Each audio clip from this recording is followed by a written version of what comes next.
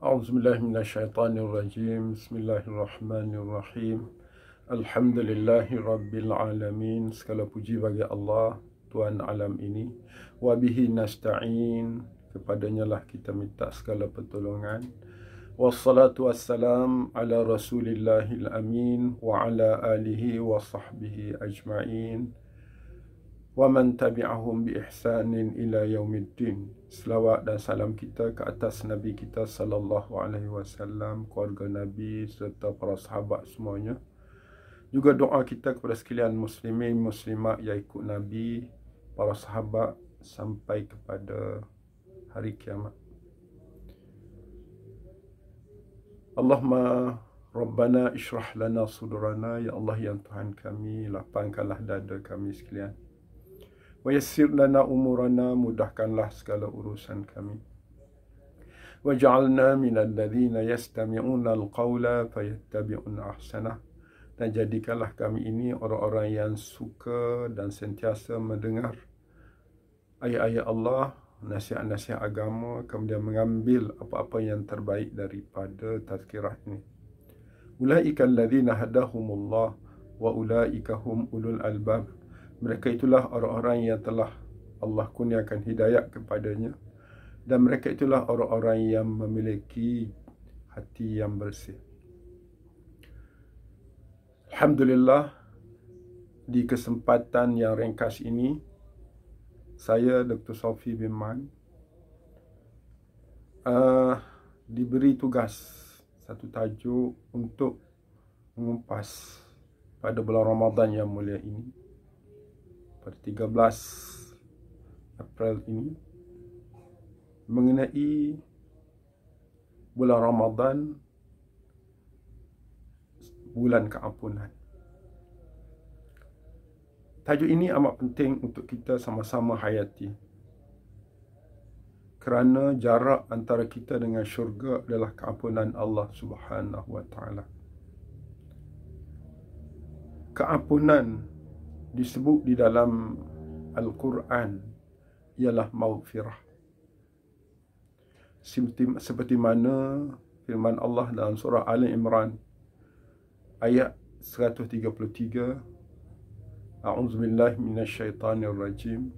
Wasari'u ila maghfiratin min rabbikum wa jannatin arduha as-samawati wal ard u'iddat lil muttaqin.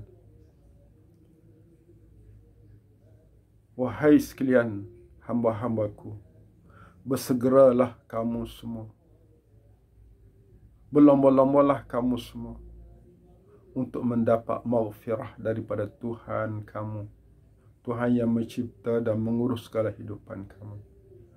Dan juga berlomba-lombalah untuk mendapat syurga Allah yang besarnya seluas 7 kali langit dan 7 kali bumi, telah pun siap dibina untuk orang-orang yang bertakwa. Ayat ini, seperti mana yang saya sebut sebelum ini, jarak antara kita dengan syurga adalah maghfirah. Allah Subhanahu wa Ta'ala sebut dua, wasari'u ila maghfirah, kemudian wajannatin, berlomba-lombalah juga untuk mendapat syurga. Artinya, sekiranya kita mendapat maghfirah ataupun keampunan daripada Allah Subhanahu wa Ta'ala, maka sudah pastinya syurga kita terjamin untuk kita duduki. Muslimin muslimat yang dirahmati Allah Subhanahu wa Ta'ala sekalian, syurga ialah lambang kebahagiaan. Syurga adalah lambang keamanan. Syurga adalah lambang kesejahteraan hidup. Syurga adalah lambang kejayaan. Kalau kita tanya diri kita sekarang ini pun, kenapa kita berusaha, bekerja keras untuk dunia kita? Kita nak syurga. Kita nak kejayaan. Itu kejayaan yang kita semua tahu bahawa kejayaan singkat. Habis dunia, habislah kejayaan kita. Bagi seorang yang berakal, yang ulul albab, yang faham tentang alam ini. Orang tidak fikir tentang hidup ini sekadar dunia. Tetapi mereka mengambil dan menjadikan dunia ini platform ataupun peluang untuk target hidup yang kekal abadi di akhirat. Kita sebagai seorang Islam, seorang yang beriman kepada Allah Subhanahu wa taala, sudah pasti target kita ialah syurga. Cuba lihat dalam surah Sajdah ayat 16. Allah Subhanahu wa taala bayangkan orang yang berlomba-lomba ini untuk mendapat syurga Allah. Allah berfirman, tatajafa junubuhum 'anil madaji'i yad'una rabbahum khaufan wa tama'a. Berengganglah rusuk-rusuk mereka daripada tempat-tempat tidur yang seronok mereka di waktu malam, iaitu mereka bangun mengabdi diri dan bertahajud kepada Allah Subhanahu wa taala. Hal keadaan mereka, diri mereka, sifat mereka, perasaan mereka, Allah sebut khaufan wa tama'a. Dua keadaan. Yang pertama khaufan, ay khaufa azabillah, takut kepada siksaan Allah. Bila mati kita berdepan dengan kematian dalam kubur. Benda yang paling menakutkan kita ialah azab kubur. Jadi orang-orang yang mengejar maghfirah, mereka bermelombor untuk mendapat keampunan Allah ini, antara sifat dia ialah bangun malam bertahajud dengan mengabdi diri kepada Allah, dengan mengharap kepada Allah dua perkara. Yang pertama khaufan, takut dikenakan azab Allah Subhanahu wa taala, wa tama'an, dan ingin sangat hidup bahagia dalam syurga Allah Subhanahu wa taala. Ini sifat orang berlomba-lomba untuk mendapat kebaikan daripada Allah. Apatah lagi kita berada pada bulan Ramadan yang begitu erti pada kita ini.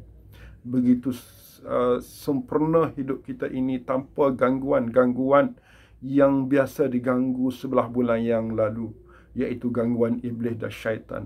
Wasuffilat asyayatin, wasulsilat asyayatin, diikat dan dirantai dan dibelenggu syaitan-syaitan. Maka dalam isu kita berdepan dengan ujian luar, kita tak ada. Cuma sejauh mana semangat dan keinginan kita untuk mengabdi diri kepada Allah atas perintahnya, atas penyediaannya kepada kita tempat yang mulia iaitu syurga, dan atas peringatan kerasnya tentang kalau kita tidak melakukan kebaikan, tentu kita diazab oleh Allah dalam neraka Allah Subhanahu wa taala. Peringatan-peringatan inilah perlu kita menyegerakan diri untuk mendapat maghfirah, keampunan Allah di dalam bulan Ramadan ini.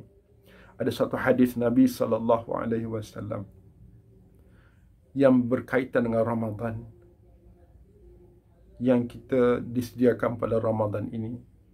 Sabda Nabi sallallahu alaihi wasallam, man qama, man sama. Ada dua, man qama dengan man sama. Kita ambil man sama dulu. Man sama Ramadana imanan wa ihtisaba, ghufira lahu ma taqaddama min dhanbi. Man, siapa saja, tak kira lelaki, tak kira perempuan, tak kira besar, tak kira kecil, tak kira kaya, tak kira miskin, tak kira duduk di kampung, tak kira duduk di bandar, tak kira duduk di rumah flat, tak kira duduk di rumah banglo, tak kira apapun, yang penting mereka itu digelar manusia yang beriman. Kemudian dia sama Ramadan, dia telah melaksanakan puasa bulan Ramadan, dan mereka melaksanakan puasa Ramadan itu ada dua nilai. Yang pertama, imanan. Dia puasa bukan nak follow orang lain, nak ikut orang lain, tapi puasa dia kerana dia percaya dan yakin kepada Allah Subhanahu wa taala. Yang Allah lah yang akan mengganjarkan segala usaha yang dilakukan saat dia berpuasa. Dia puasa makan daripada menahan makan dan minum. Dia puasa mata dia, berpuasa hati dia, berpuasa mulut dia, dan berpuasa dengan sungguh-sungguh atas keyakinan. Wahtisaba, satu lagi sifat dia ialah dia ambil kira. Dia ambil peduli tentang puasa dia. Ihtisab makna hisab. Dia hitung. Hitung ni ulama mengatakan ada beberapa peringkat. Hitung dari sudut dosa pahala dia, jaga supaya dia tidak terlibat dengan dosa, kerana boleh menyebabkan kurang pahala. Dia ihtisab, dia ambil kira. Dia ihtisaban juga dia ambil kira kenapa dia nak berpuasa. Dia harap kepada Allah Subhanahu Wa Taala bahawa agar Allah Subhanahu Wa Taala kurniakan kepadanya syurga dan lepaskan dia daripada neraka. Itulah ganjaran yang diambil kira. Orang yang begini, yang puasanya begini, Allah kata ghufira lahu ma taqaddama min dhanbi, pasti confirm wajib dosa-dosa lepas itu diampun Allah Subhanahu Wa Taala.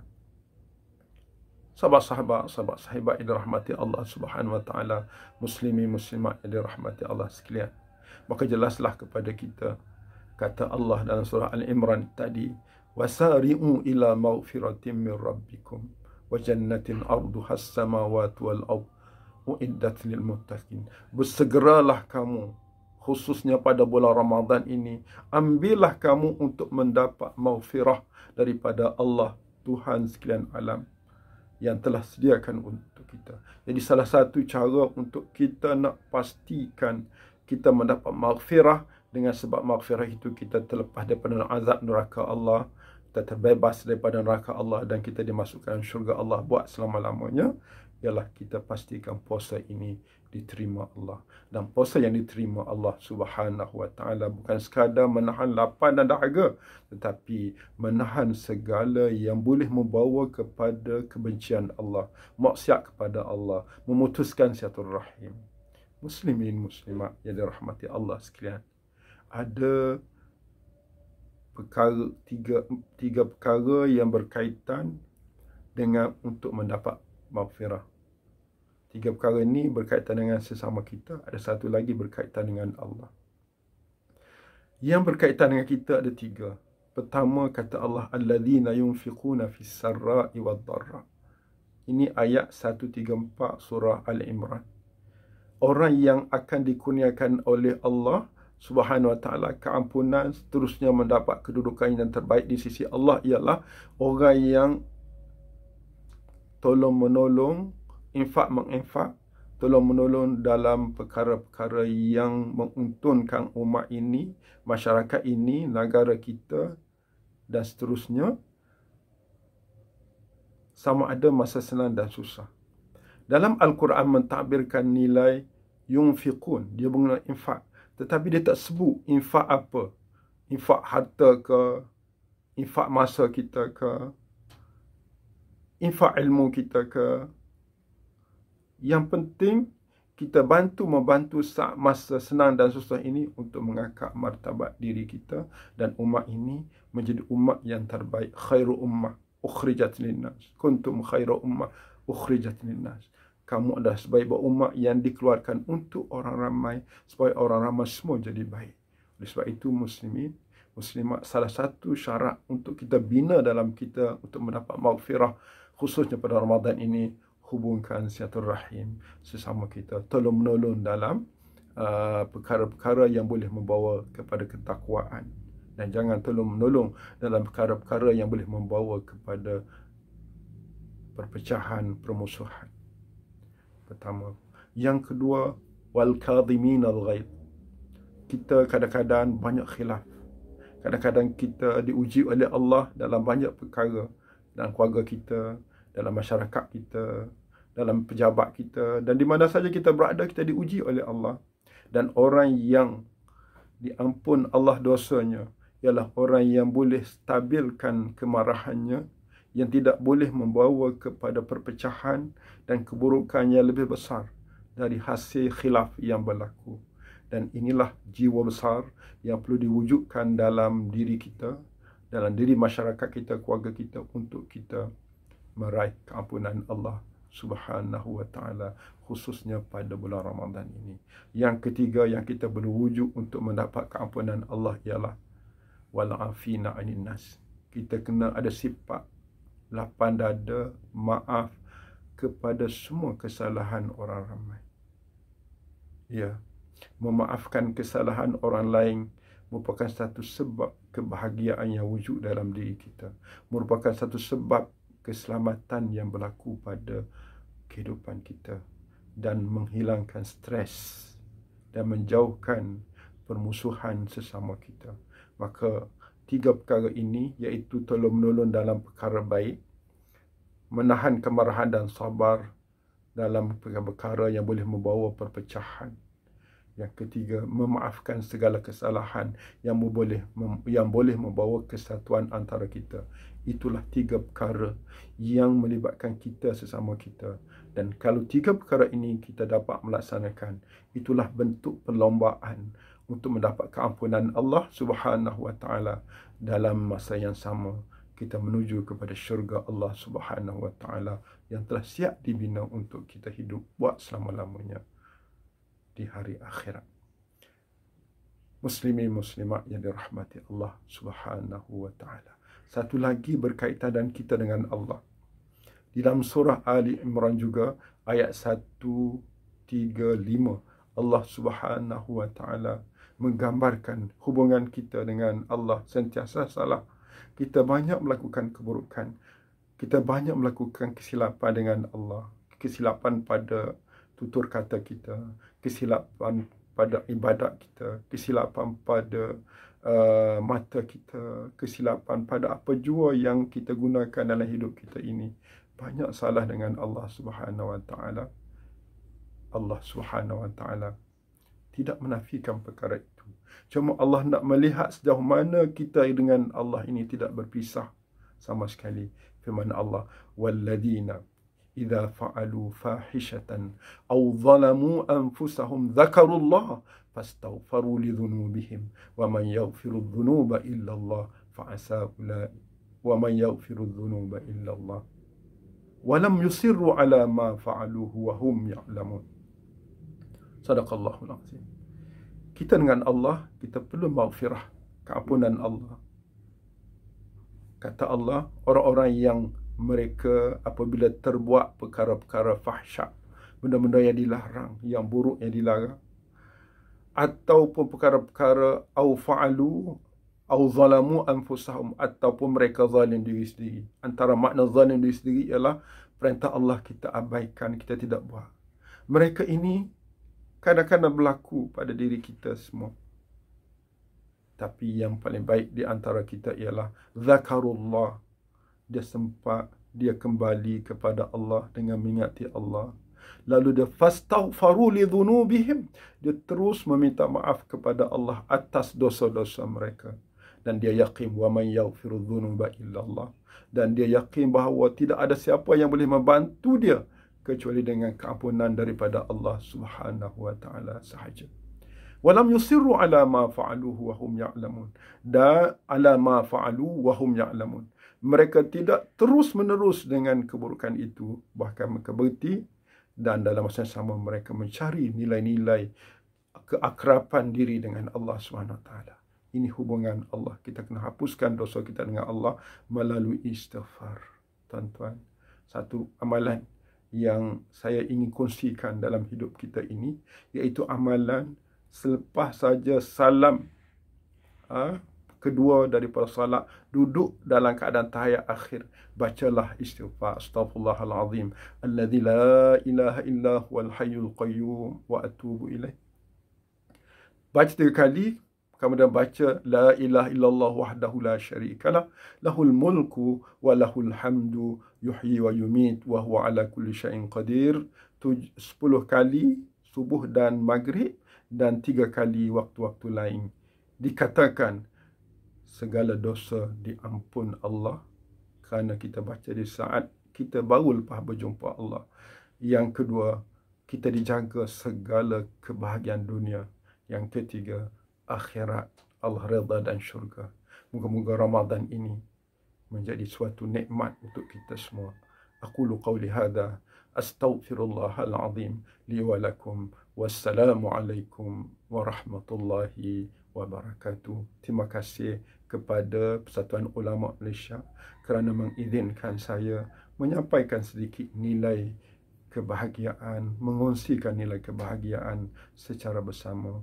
Mudah-mudahan Persatuan Ulama Malaysia akan sentiasa di mata dan di hati masyarakat kita sebagai tempat rujuk dan tempat mengambil manfaat. Tahniah kepada seluruh warga Persatuan Ulama Malaysia yang telah memberi nilai ini kepada seluruh pentazkirah-pentazkirah.